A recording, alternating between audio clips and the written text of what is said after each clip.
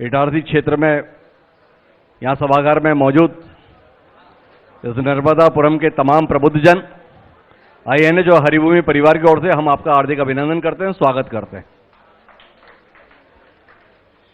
वर्ष 2023 के विधानसभा चुनाव को दृष्टिगत रखते हुए हम लगातार हर जिले में संवाद के माध्यम से समझने की और समझाने की दोनों कोशिश कर रहे हैं कि इस बार का जनादेश किन बिंदुओं पर केंद्रित रहेगा, किन बिंदुओं पर जनता को विचार करना चाहिए और किन बिंदुओं पर विचार करते हुए जनता को अपने मताधिकार का उपयोग करना चाहिए। इसी क्रम में हम इस नर्मदापुरम जिले के अंतर्गत इटारसी में है।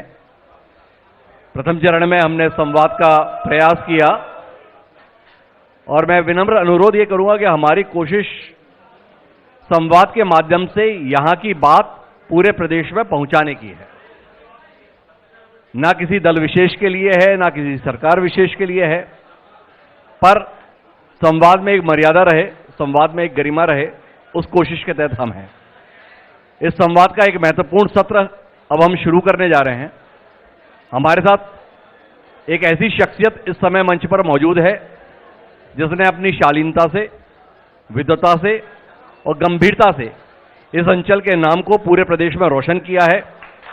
सीताशरण शर्मा उनका नाम है।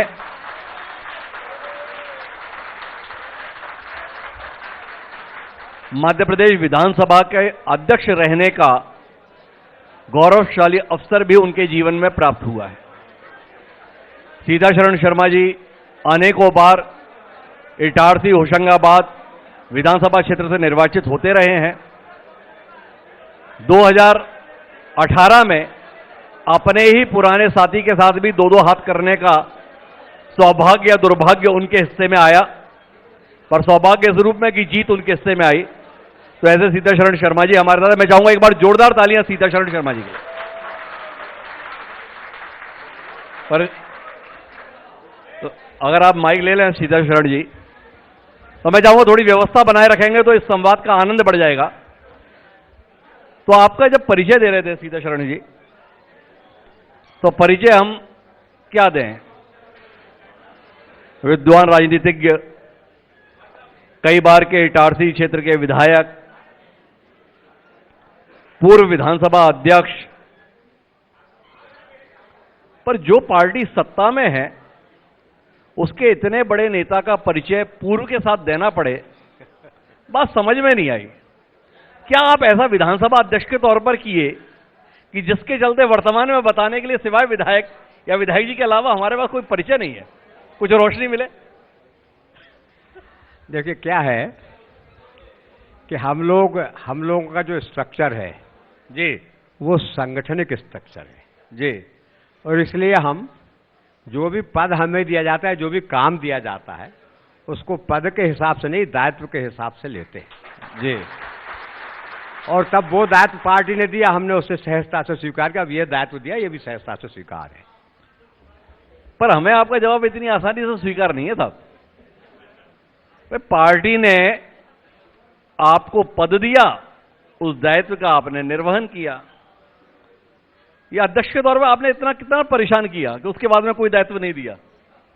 नहीं, विधायक का दायित्व है और ये दायित्व भी कोई छोटा नहीं है, क्योंकि हमारा मूल उद्देश्य राजनीति के माध्यम से समाज की सेवा करना है।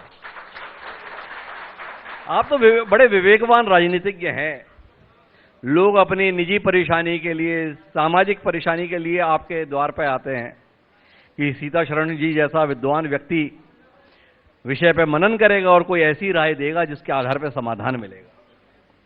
हम आपसे समझना ये चाहते हैं कि जिस पूर्व में होशंगाबाद जिले और वर्तमान में नर्मदापुरम जिले के प्रति जनता भारतीय जनता पार्टी के प्रति इतना आशीर्वाद प्रदान करती है कि चारों की चारों सीटें भाजपा के हिस्से में लगातार आती हैं, उस जिले से भाजपा को ऐसी क्या नाराजगी है भाई कि किसी को भी मंत्री बनाने के लायक नहीं समझते? थोड़ा बताएं तो सही ना भाई। नहीं, देखिए क्या है, जो नेतृत्व हमारा है उसको सारे क्षेत्रों को बैलेंस करना पड़ता है जी। और इस बैलेंस में हमारे संभाग में भी एक मंत्री हैं जी। और ये असल में नर्मदा संभाग है, बहुत पुराना, तो एक संभाग में मंत्री दिया हुआ है। सर आपने हमारा सवाल सुना नहीं सुना फिर से हम कोशिश कर लेते हैं। हमने संभाग की बात नहीं की, हमने जिले की बात की। नहीं, 52 जिले में से मंत्री बना ही नहीं सकते, क्योंकि संवैधानिक बाध्यता है 15% की।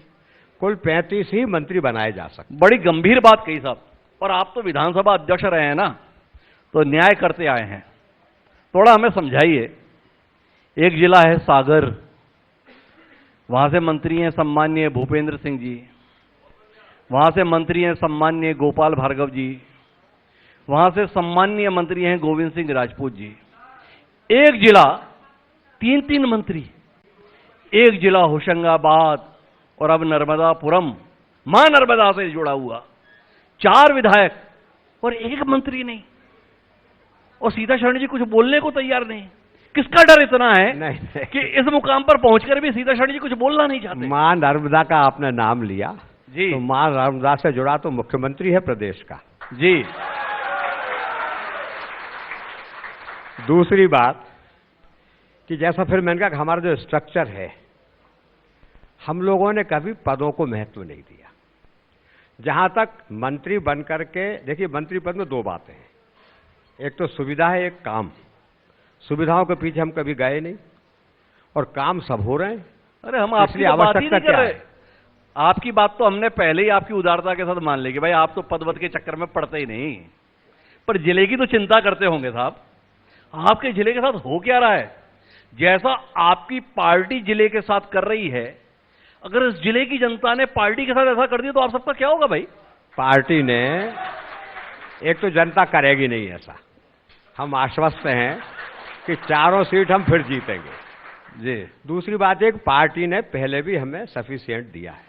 हमारे यहाँ से मंत्री रहे, हमारे यहाँ से जनता पार्टी से हमें डिप्टी स्पीकर रहे हैं महेश्वरी साहब, फिर स्पीकर दिया, तो पार्टी ने हमें पद भी दिए हैं, यद्यपि कोई आकांक्षा नहीं है और इसीलिए कोई अपेक्षा भी नहीं है। अब आप इस पर कोई उत्तर हमें दे नहीं रहे, अब आपका अपना कारण होगा, पर आपने हमें बताना चाहा कि भाई इस क्षेत्र से मुख्यमंत्री और क्या चाहिए। तो एक बात बताइए, होशंगाबाद जिला क्या हर मामले में केवल इससे ही संतोष करता रहे कि देखो हमारे दाएं में ये है, हमारे बाएं में ये है, हमारे ऊपर में ये है, हमारे नीचे में ये है? वो अभी हम पूछ रहे थे कि वो मेडिकल कॉलेज हर जिले में खोलने का तय हुआ है। इतना महत्वपूर्ण क्षेत्र है इटारसी, इतना महत्वपूर्ण क्षेत्र होशंगाबाद, देश से गुजरने वाली तमाम ट्रेनें यहीं से अपना दाना पानी लेती हैं, इसलिए इटारसी में रुकती हैं। तो इटारसी में तो मेडिकल कॉलेज खुल गया होगा, क्या हुआ साहब? मैं आपको बतलाता हूं। एक बात तो ये है कि 50-60 साल के बाद किसी सरकार ने ये सोचा कि हर जिले में मेडिकल कॉलेज खोला जाए।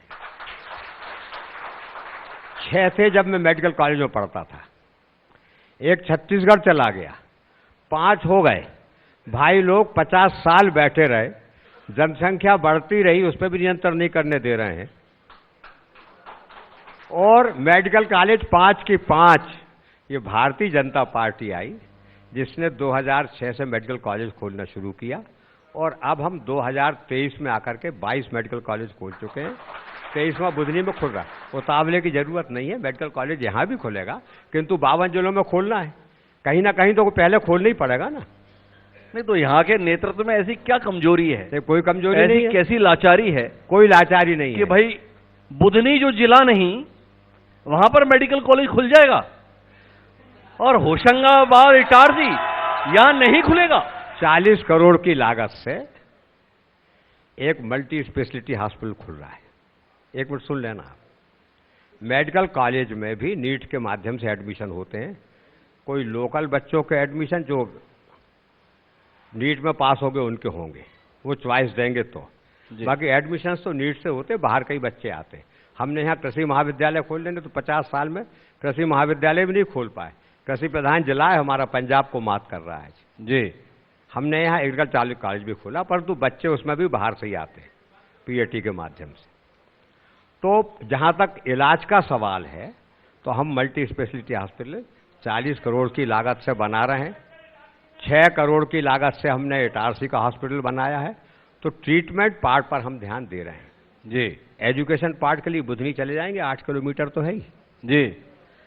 तो आपको ऐसा लगता है कि होशंगाबाद इटारसी के साथ में जो वर्तमान की राज्य सरकार है उसके द्वारा न्याय किया जा रहा है? और अगर न्याय किया जा रहा है तो क्या ऐसा कर दिया जिसको आप उल्लेखनीय रूप से बताते कि हम तो लगातार पूछ रहे हैं भाई यहाँ के आदमी को मंत्री नहीं बनाते, यहाँ पर मेडिकल कॉलेज नहीं देते, आप हमें बता देते मुख्यमंत्री से रीत जाओ, बुधनी से मान जाओ।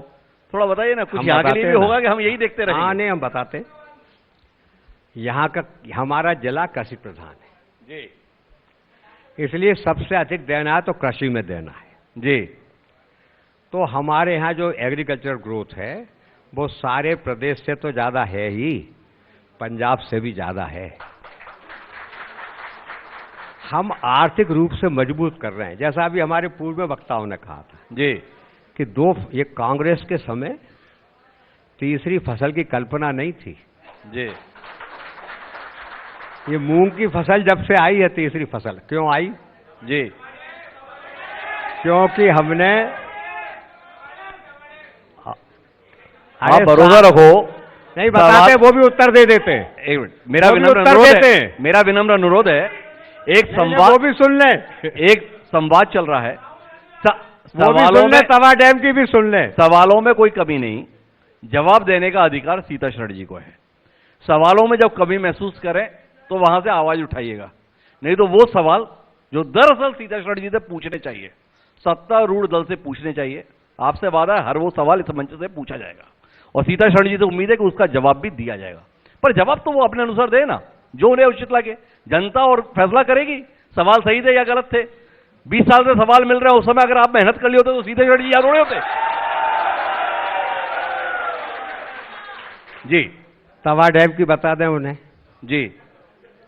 7 लाख हेक्टेयर थी सिंचाई पूरे प्रदेश में 2003 में। जी 50 साल की उपलब्धि है इनकी। जी अब 45 लाख हेक्टेयर है। जी सिंचाई में हमारा प्रदेश आगे आ रहा है। मैं जिले पे भी आऊंगा, बात समग्र रूप से करना पड़ेगा। जी 3% थी एग्रीकल्चरल ग्रोथ जी 2003 में, 21% है 2023 में। ये इनके कहने से आ गई। ये आई मुख्यमंत्री शिवराज सिंह जी के नेतृत्व में खेती को बढ़ावा देने के लिए। और खेती को बढ़ावा सबसे अधिक मिला तो हमारे जिले में मिला, बिजली नहीं थी, बिजली के कारण मूंग की फसल आई। जी तवा डैम से गर्मी में पानी नहीं मिलता है, मालूम ही नहीं मैं क्या करूं। तवा डैम से गर्मी में पानी नहीं मिलता, हालांकि हम उसमें भी 1-2 पानी दे रहे हैं। जी गर्मी की फसल आई, गर्मी की फसल आई जी तो नहरें थी तो पहले दे देते मूंग की फसल के लिए पानी। जी पर हमने बिजली दी, जी बिजली दी इसलिए गर्मी में मूंग बोवाई, तब नहीं थी। एक बात, दूसरी बात कि नर्मदापुरम जिले में कांग्रेस के समय 2 इंडस्ट्रियल एरिया थे, जिले की नहीं, मैं अपने विधानसभा की बात करता हूं। नर्मदापुरम में एक और इटारसी में एक, सारे भरा गए थे। जी इन्हीं के समय भरा गए थे, इन्हीं के राज के समय। जी क्योंकि मैं तो उस टाइम भी था ना एमएलए। जी इन्होंने कभी नहीं सोचा कि हम नए इंडस्ट्रियल एरियाज बनाएं। जी 500 एकड़ का कीरतपुर में नया इंडस्ट्रियल एरिया डेवलप किया भारतीय जनता पार्टी। और जरा इनका बनाया इंडस्ट्रियल एरिया देख ले और हमारा बनाया इंडस्ट्रियल एरिया देख ले। जी जो बड़े शहरों की सुविधाएं होती हैं वो सारी हमारे इंडस्ट्रियल एरिया में है। जी 72 प्लाट बिक गए उसके, 22-22 करोड़ की 2 फैक्ट्रीज आ चुकी हैं। जी 70 और आई, 72 आई हैं, पर 2 फैक्ट्रीज 22-22 करोड़ की भी आई है वहां पर। बड़ी संख्या में राइस मिल क्यों डल रही है यहाँ? क्योंकि यहाँ पर धान, अब हमारा छत्तीसगढ़ धान कटोरा कहलाता था, अब नर्मदापुरम जिला धान का कटोरा कह रहा है। तो हमने कृषि में ग्रोथ की, नंबर 1। दूसरी बात, चूंकि कृषि प्रधान था तो हमने कृषि महाविद्यालय खोला। नंबर 2, हेल्थ के लिए हमने 40 करोड़ का नर्मदापुरम में और 6 करोड़ रुपया रिनोवेशन में यहाँ लगाए। शिक्षा के लिए 3 सीएम राइज स्कूल, एक इटारसी में स्वीकृत हो गया, चालू हो गया, बिल्डिंग का काम भी चालू होने। पुआरखेड़ा में कल हमने भूमि पूजन कर दिया। 41 करोड़ 65 लाख का एक आध स्कूल तो बता दें, ये 1 करोड़ 65 लाख का ही बता दें। 41 करोड़ 65 लाख से स्कूल खुल रहा है जी। उसका भूमि पूजन किया पुआरखेड़ा में। एक नर्मदापुरम में जिला स्तर का खुलेगा 64 करोड़ का। हमने शिक्षा, हमने स्वास्थ्य, हमने आर्थिक विकास, हमने कौन सा चीज है जिसकी ओर ध्यान नहीं दिया। अच्छा, मेरा ये सवाल है कि आपने कहा कि इन्होंने क्या किया। हम में से अधिकांश लोग तो सरकारी स्कूलों में ही पढ़े। वो स्कूल किसके बनाए हुए थे साहब, जिनमें हम पढ़ा करते थे? एक दूसरा, होशंगाबाद के संदर्भ में बात है, तवा परियोजना की बात कही जाती है। ये तवा परियोजना किसकी दी हुई थी सीता शर्मा? नहीं, कांग्रेस की सरकार में आई। बिल्कुल ठीक जी, जो बात है वो है। तो मेरा अब आपसे सवाल जो है इसी को विस्तार देने का कि आपने अभी ये बात कही कि गर्मी में पानी नहीं मिलता। एक मिनट, इसमें से कुछ बात कह दूं तवा हाँ, जरूर, क्योंकि इनने बनाई थी जी, तो इसके लिए धन्यवाद भी इन्हें जी। तो इनने किया क्या जी, इनने लाइनिंग नहीं की जी, इनने लाइनिंग नहीं की। वो माना गांव, हाँ माना गांव आपके ही क्षेत्र का बोल रहा हूं मैं जी, माना गांव में दलदली जमीन हो गई सीपेज के कारण। लेकिन हमारा सवाल तो थोड़ा इससे हमने आगे विस्तार लाइनिंग देना। करी, हमने लाइनिंग का काम चालू किया। वो दीदी कह रही थी सविता जी की लाइनिंग नहीं की, हमने लाइनिंग का काम चालू किया। नर्मदापुरम विधानसभा के लगभग पूरे क्षेत्र में लाइनिंग हो गई है जी। पानी का वेस्टेज नहीं होने के। ये तो पैसे कमाने के लिए योजनाएं लाते। अच्छा, एक बात बताइए सीता शरण साहब, ये जो आप अभी बता रहे थे कि गर्मियों में पानी नहीं मिलता था, पर यहां के लोगों से बात करो तो यहां के लोग बोलते हैं 12 महीने रेत खूब मिलती है, अब भी शहर से तसल्ली से निकलती है। आप जैसा सक्षम राजनेता जहां पे जनप्रतिनिधि है, वहां रेत इतने अवैध तरीके से खोदी कैसे जाती है? आपने अच्छा प्रश्न पूछा, इसके लिए धन्यवाद आपको जी। पहले मैं ये रेत का खेल कहां से शुरू हुआ जी, जरा उसका आपको बान जरूर। और हमने क्या किया उसमें। जी जब दिग्विजय सिंह जी मुख्यमंत्री थे जी, मेरे पास इतने विधानसभा क्वेश्चन है इस रेत के धंधे को लेकर के। मैंने एक एक बार, तब गुप्ता साहब छत्तीसगढ़ के खनिज मंत्री हुआ, एक बार उन्होंने पूछा, बोले भैया आप बार बार क्यों उठाते हो जी, मामले को। तो रेत के खेल को बंद करने का हमने हमेशा ही प्रयत्न किया है, किंतु ये प्रारंभ हुआ इनके समय से। ये गड्ढा इन्होंने खोदा जी, और इसके बाद में जब 15 महीने के लिए इनकी सरकार है, ये क्या बात करेंगे जी। इन्होंने पोकलैंड चलाई तवा के बीच में, और मैं नाम नहीं लेता, इन्होंने तो नाम ले लिया। इनका एक कार्यकारी अध्यक्ष है, मरोड़ा खदान से निकालता था कि नहीं निकालता था? मेरे से कहलवाइए मत। किस कदर चोरी की है आप लोगों ने रेत की, किस कदर चोरी की है आपने रेत की। ये 15 महीने में लूट डाला इन्होंने होशंगाबाद को। इन्होंने लूट लिया हमारे शहर को और हमारे जिले को। अच्छा, एक बात, आधे पार्टनर बैठे हैं उसमें से। सीता शरण जी, आधे पार्टनर बैठे हैं वहां। प्लीज।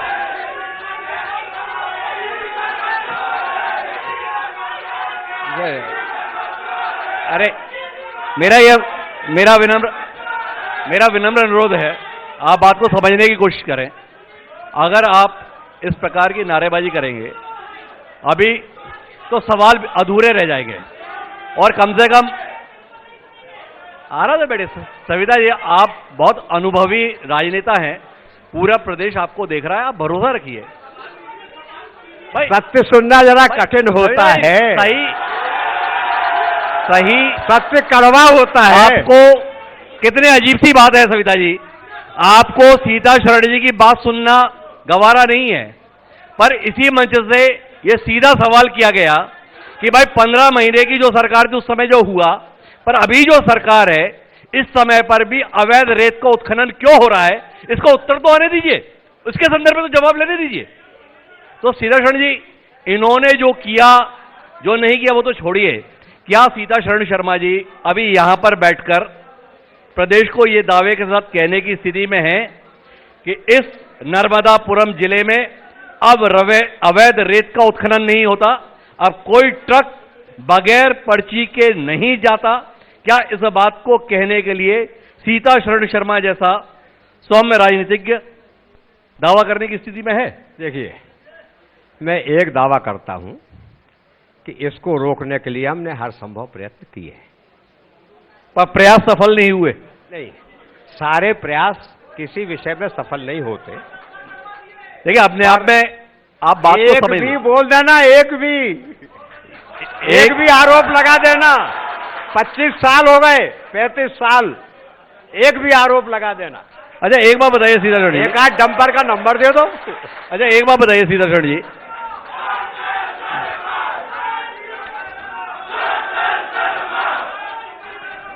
क्या आप चाहते हैं कि सीता शरण जी से आगे बातचीत ना हो?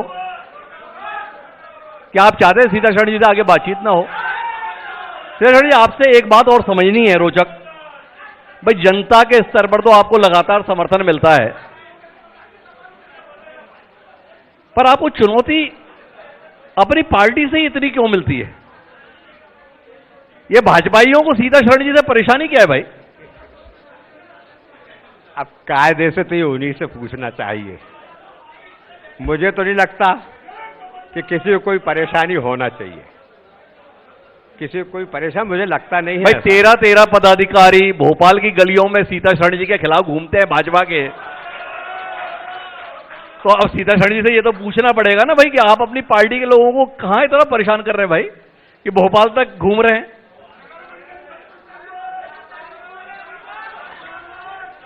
जी, हमारा संगठन जी, इसका नोटिस ले रहा है। जी, ठीक है, वो कर रहे हैं तो हमें सोचने की जरूरत नहीं। अच्छा, एक बात बताइए, आप कांग्रेस के प्रति इतने उदार क्यों हैं? ये सवाल आपसे इसलिए है कि भाई आप तो प्रत्याशी भी अपने यहां से भेज देते हैं कि भाई मेरे खिलाफ ये लड़ लें, तो थोड़ा इसके संदर्भ में भी रोशनी दें। क्या ऐसा आपने किया था जिसके चलते कांग्रेस ने आपका दिया हुआ प्रत्याशी अपने यहां से उतारा, या उस प्रत्याशी के साथ आपने ऐसा क्या किया था कि वह आपके खिलाफ मैदान में उतर गया? नाम उनका सरताज सिंह है। बात यह है कि 25-30 वर्षों में इन बेचारों की हालत ये हो गई है कि इनकी पार्टी में प्रत्याशी नहीं बचा। अब हमको देना पड़ रहा है, अब हम फिर चिंता में हैं, कहीं एक आध फिर ना ले जाएंगे। नहीं भाई, आपकी उनके भाई एक मिनट भाई, आपने ये बताया सीता शरण जी कि 25-30 सालों में इनकी स्थिति ये हो गई कि ये प्रत्याशी नहीं खोज पाए, पर एक बात बताओ, आपने अपने यहां पर उस आदमी की 50 साल में क्या हालत की कि उसे लगा कि आप कांग्रेस से भी मैदान में उतर जाओ लेकिन आपके पास ना रहो?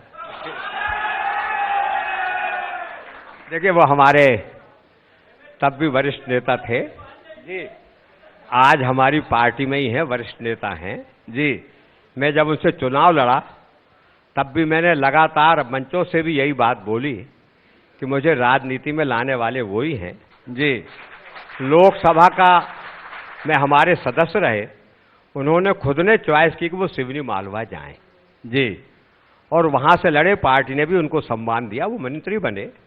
पर कुछ परिस्थितियां ऐसी हो गई, वो यहाँ तो अच्छी थी जी, इसलिए तो यहाँ आए लड़ने, जी, वहीं कुछ गड़बड़ी हुई हो तो हम नहीं कह सकते जी, तो वो तो यही आए लड़ने क्योंकि यहाँ अच्छी थी परिस्थितियां। हम कभी, मैंने राजनीति को सेवा का अवसर माना जी, और लोकतंत्र को जिंदा रखने का पूरा प्रयत्न किया। आपने लोकतंत्र को रखने का प्रयत्न किया। आप बता रहे हैं सरताज सिंह जी तो आपको राजनीति में लाए।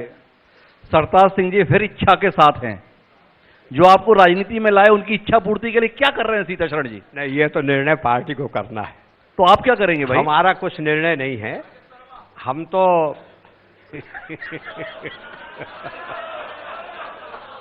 हमारा कोई निर्णय नहीं है जी। एक बात बताइए सीता शरण जी, आप 1990 में पहली बार विधायक बने, और उसके बाद से कितनी बार विधायक बन गए। अगर विधायक इतनी बार रहने, इतनी बार जनता का समर्थन पाने और इतना अनुभव हो जाने के बाद भी आप हर फैसले पर अगर ये बोले कि पार्टी तय करती है, तो आपकी ये हैसियत कब बनेगी कि जब आप तय करेंगे? मैंने सिर्फ संगठन के मामले में जी और प्रत्याशी के मामले में पार्टी का तय करने का बोला है। भाई तो पार्टी में और किसी मामले में नहीं, मैदान के सारे निर्णय हम ही करते हैं। अच्छा एक बात बताइए, पार्टी में ऐसा कौन आपसे बड़ा है भाई? वीडी शर्मा आपकी बच्चे की उम्र के, शिवराज सिंह आपके छोटे भाई की उम्र के, नरेंद्र सिंह भी छोटे भाई की उम्र के, कैलाश भी छोटे भाई की उम्र के, फैसले बोलेंगे सीता शरण जी मानेंगे। ये कैसी पार्टी है भाई? अब बच्चे बड़े पदों पर बैठ गए तो बुजुर्ग को तो कहना मानता ही पड़ता है। तो ऐसा बुजुर्गों ने क्या किया कि बच्चों को बिठा दिया गया और बुजुर्गों को टिका दिया गया? नहीं, हमेशा ही जी आने वाली पीढ़ी के लिए रास्ता खोलना चाहिए जी। और हमारी पार्टी ने भी ये निर्णय किया है जी और दृढ़ता पूर्वक किया जी कि हमारे संगठन में भी हम नए लोगों को लाएंगे। तो बुजुर्गों ने कुछ नहीं किया, उन्होंने आधार रख दिया, उन्होंने बिल्डिंग बना दी जी। अब उसको संभालने का काम यदि हम नई पीढ़ी को नहीं देंगे तो आगे संभाले कौन? तो आप जो नई पीढ़ी को हैंडओवर करने की प्रक्रिया में चल रहे हैं? नहीं, अभी नहीं है। तो इस बार और जरा मजबूत कर दें। विधानसभा क्षेत्र के संदर्भ में क्या इरादा है? इस बार और मजबूत कर दें जी, रंगाई पुताई कर दें क्षेत्र की जी, इसके बाद सौंप देंगे। तो क्या आप इस मंच से ये ऐलान कर रहे हैं कि ये आपका आखिरी विधानसभा चुनाव है? ये देखिए, एक बात है। अरे भाई तुम्हारे काम की बात पूछिए, अभी तो सुनने दो।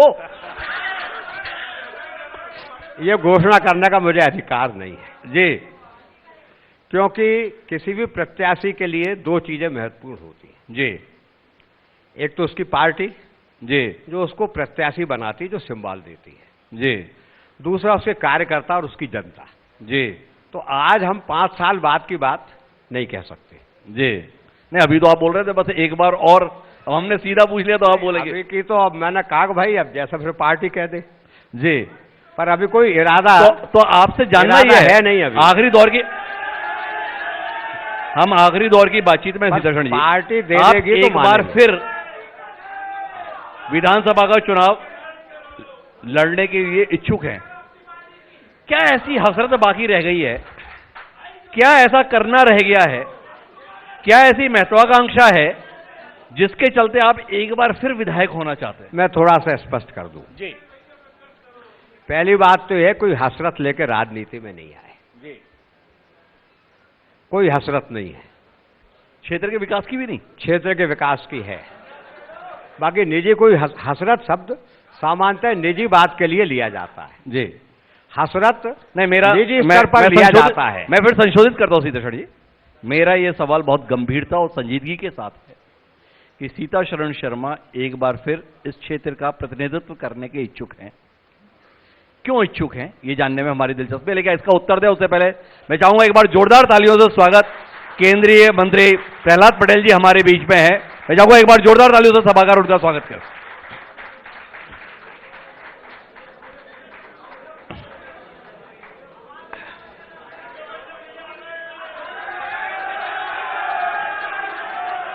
हमारे जी वरिष्ठ नेता माननीय प्रहलाद पटेल साहब का भी स्वागत करता हूं मैं जी और उनसे अनुमति लेकर के ही अपनी बात आगे बढ़ा रहा हूं। जी जी मैं थोड़ा सा आपके प्रश्न को क्लियर कर दूं। जी मैंने ये नहीं कहा जी कि मैं इच्छुक हूं, जी मैंने ये कहा कि यदि पार्टी तय करेगी जी तो लड़ने से मना नहीं करेंगे। जी ये कंडीशनल है जी ये कंडीशनल है। एक बात जी, दूसरा हसरत की, जी हम पावर में रहें या ना रहें, जिस स्तर पर भी रहेंगे जी समाज की सेवा के लिए खड़े रहेंगे। पावर में ज्यादा ताकत आ जाती, ज्यादा बड़ा क्षेत्र हो जाता है, जब पावर नहीं रहता तो छोटे क्षेत्र में। मैं थोड़ा इसमें विस्तार देने का आग्रह आपसे इसलिए कर रहा हूं कि जिस विधानसभा क्षेत्र का आप प्रतिनिधित्व करते हैं उसके संदर्भ में कोई सपना, कोई उम्मीद, कोई आकांक्षा आपके मन में है कि अगर 5 साल का मौका और मिले तो ये काम कुछ अधूरे हैं, या ये काम शुरू करना है, इसलिए मैंने आपसे ये सवाल किया। क्या आप अपने विजन को साझा करना चाहेंगे? ये मेरा आखिरी सवाल है आपसे। एक बात तो यह है कि विकास कहीं रुकता नहीं है जी, विकास निरंतर चलने वाली प्रक्रिया। आज हमने कुछ किया, कल कुछ करना ही है। जी, एक बात। अब क्या करेंगे, तो मैं एक विषय पे आता हूं, थोड़ा सा अप्रिय है। जी, एक तो हमने यहां अत्यधिक अपराध होते थे, जी, हमने कोशिश की कि इस पर नियंत्रण किया जाए, पर अभी उसमें पूरे सफल नहीं हुए हैं। उसको 5 साल में साफ कर देंगे। जी, कोई अपराधी हमारे विधानसभा क्षेत्र की धरती पर नहीं बचेगा। जी, सब सभ्य हो जाएंगे या चले जाएंगे, जैसा योगी जी कहते हैं, क्षेत्र छोड़ करके। एक बात। दूसरी बात डेवलपमेंट की। तो डेवलपमेंट के बहुत से आयाम हैं। अब मैं फिर किसान से आता हूं, शहर में आऊंगा। जी, अभी हमने प्रधानमंत्री सड़क, मुख्यमंत्री सड़क और गांव से गांव जोड़ने की सड़कें बनाई हैं। जी, किंतु अब खेत सड़क की ओर हम चल रहे हैं, तो हमारा किसान अपने खेत तक भी सुविधा से जा सके, ये इस काम की ओर हम आगे बढ़ रहे हैं और बहुत सी सड़कें बनाई हैं। जी, तो सड़कें का जाल जो थोड़ा बहुत रह गया है उसको हम पूरा करेंगे, शहर में भी और ग्रामीण क्षेत्र में भी। तो ये कुल मिला के आपने अपनी बात कही। मैंने आखिरी सवाल किया था। हाँ, एक तो सवाल के उसको साथ मैं पूरा विराम दूंगा। आपकी कोई बात अधूरी रह गई लगता है। हाँ, जी, बात पूरी कर दें। दूसरी बात कि जो आपने प्रश्न उठाया, जी, तो हम अगले कार्यकाल में, चूंकि हर जगह मेडिकल कॉलेज की बात हो रही है, पर इटारसी नर्मदापुरम अब नहीं उपयोगिता में है क्योंकि पुजनी खुल गया है। जी, हम लोग क्षेत्र नहीं, जनता को भी देखते हैं। जी, जनता को भी देखते हैं, जनता को लाभ किसमें है। जी, तो एक सब पूरे जिले के साथ ही बैठ करके उसका निर्णय करेंगे कि ये कहाँ खोला जाए। जी, शिक्षा के क्षेत्र में तो अब सीएम राइस के माध्यम से आगे उन्नति हो रही। जी, तो मल्टी स्पेशलिटी हॉस्पिटल जो अभी शुरू ही हुआ है, उसको पूरा करके उसको पूरी ताकत से शुरू करना है। इटारसी का हॉस्पिटल में अभी नई बिल्डिंग बनी है, उसको पूरी ताकत से शुरू करना है। हमारे कॉलेजेस का हमने अलग अलग कॉमर्स विंग कर दी, उनका और एम्पावरमेंट करना है। स्कूलों में हमको स्मार्ट क्लासेस लगाना है। तो हमको अभी काम तो अनंत हैं और ये सब काम, और नर्मदा जी का जो शुरुआत में प्रश्न पूछा था आपने, जी, हमारी अध्यक्ष जी ने उत्तर दिया जी, कि कोरी घाट का नाला कांग्रेस के राज में 50 सालों तक बहता रहा, जी, उसको बंद किया तो भारतीय जनता पार्टी ने बंद किया। जी, 50-60 वर्षों में ड्रेनेज का सिस्टम कोई बनाया नहीं और सारे शहर का गंदा पानी नर्मदा जी में जाना गया। अब हम लोग आ गए और हमने योजना 200 करोड़ की बना ली और उसका काम चालू हो गया शहर के अंदर, नर्मदापुरम के अंदर, तो इनको पेट में दर्द हो रहा है। तो नर्मदा जी का प्रदूषण अगले 5 साल में पूरा समाप्त हो जाएगा हमारे जिले से, ये भी हम संकल्प लेते हैं। तो कुल मिलाकर कई सारे सपनों के साथ में सीताशरण शर्मा जी हमारे साथ में थे। उनका मानना है कि अगर पार्टी ने भरोसा किया तो वो एक बार और मैदान में उतरेंगे, अगर पार्टी का आदेश हुआ।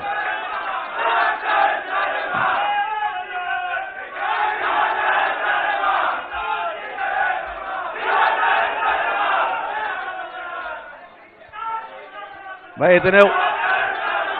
इतने उतावलेपन में क्यों हो? अभी तक उन्होंने केवल उतरने का फैसला किया है, जनता के बीच में जाना है, जनता से विश्वास पाना है, पर आपने माइक रख दिया, एक पूरक सवाल रह गया। और वो सवाल केवल इतना था, भाई जनता तो लगातार आप पे भरोसा कर रही है, 2023 के परिणाम के बाद अगर ईश्वर ने चाहा तो क्या पार्टी से भरोसे की कोई उम्मीद रहेगी आपको? ये तो पार्टी के नेतृत्व से पूछना पड़ेगा आपको हमें। चलिए, हमारे साथ प्रहलाद जी आने वाले हैं, उन्हीं से पूछ लेंगे। नेता भी आ गए हमारे। तो मैं जाऊंगा, एक बार जोरदार तालियां सीताशरण शर्मा जी के लिए, और आगे की कार्रवाई के लिए मैं अनुराग जी से आग्रह करूंगा। ठीक बात हम शुरू करने जा रहे हैं।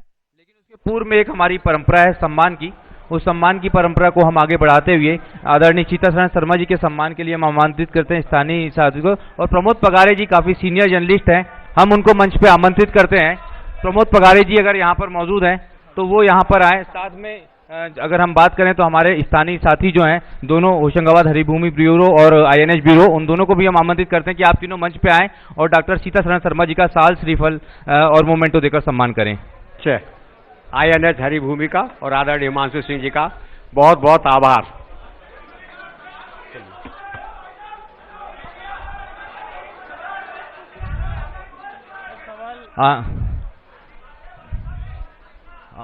जाओ ना जी।